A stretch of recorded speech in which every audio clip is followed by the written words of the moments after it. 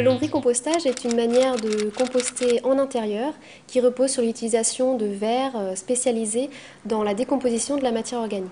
Donc il existe différents modèles de lombricomposteurs, dont voici quelques exemples.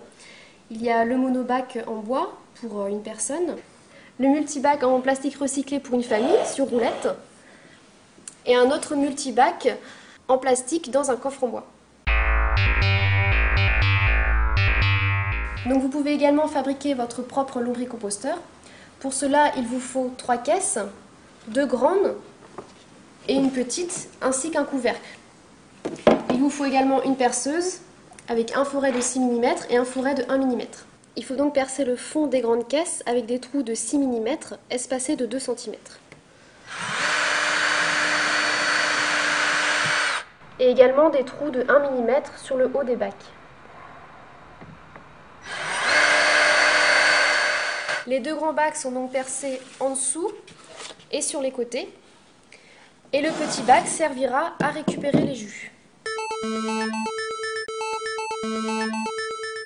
Alors pour commencer, on va déposer une couche de carton.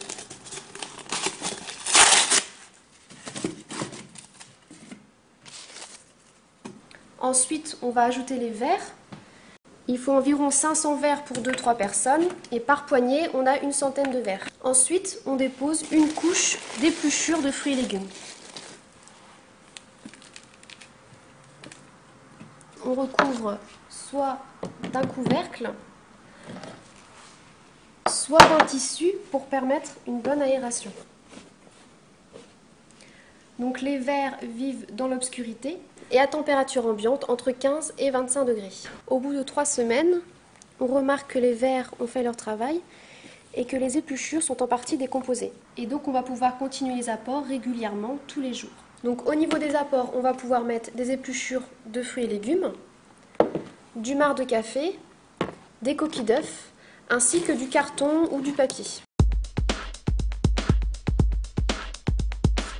Donc il est important de bien fractionner les apports en petits morceaux et de mettre en volume autant d'épluchures que de carton. En revanche, on ne met pas les agrumes qui sont trop acides pour les vers, ainsi que l'ail, l'oignon et l'échalote qui sont vermifuges, et les vers n'aiment pas non plus la viande, le poisson et les produits laitiers.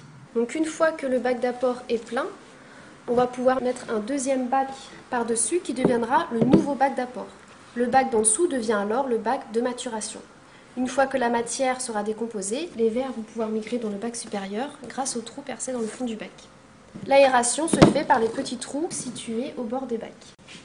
Au bout de 6 mois, la matière dans le bac de maturation s'est décomposée, on ne reconnaît plus aucun apport, c'est devenu du compost. Et les jus se sont écoulés dans le bac de récupération.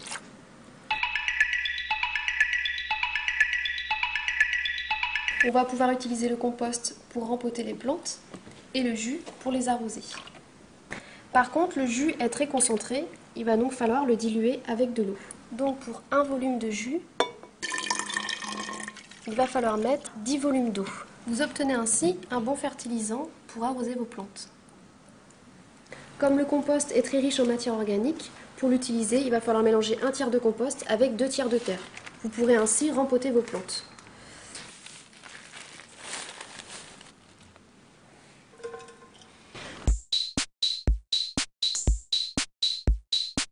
« 30% de notre poubelle est composée de déchets organiques. Au lieu d'être traités à l'usine d'incinération, ces déchets seront valorisés chez soi grâce au lombricompostage. Pour en savoir plus, découvrez le programme de formation gratuite en appelant au numéro vert 0800 01 14 31.